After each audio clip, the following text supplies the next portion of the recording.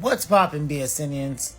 So, even though I do have my issues with the most recent The Batman movie, which is probably not as extensive and sharply critical as y'all might expect, because it's a pretty solid movie, honestly.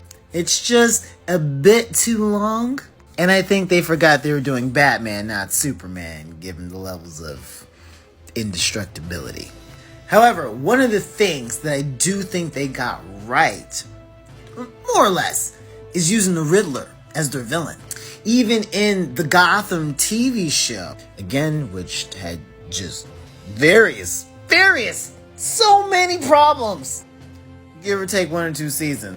What really made that show work in the places where it did work, outside of the Jim Gordon stuff, because my man who plays Jim Gordon in Gotham is absolutely fantastic talent. And what's his name? Robin, I can't remember his name, my apologies. But dude who played Penguin, also fantastic talent. But how they did Riddler, again, really stuck the landing and made it I feel like Riddler is the B story you can always go to. And for those of you who don't know, the B story is basically your love story in a majority of films or movies, or, well, films are movies. Films, television shows, novels, comic books, etc. You have your primary storyline, and then you have your B story, which is usually your romance. Not always, but usually.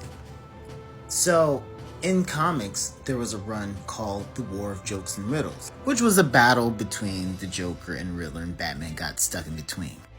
And the whole point of that run was to examine the juxtaposition of the chaos of insanity and organized chaos.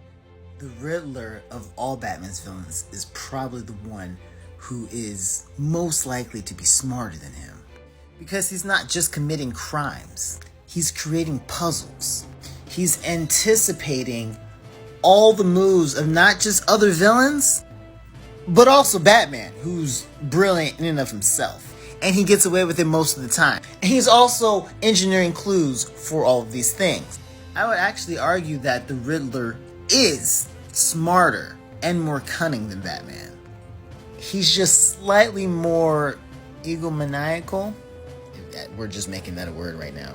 Because he doesn't really have a good concept of his limits.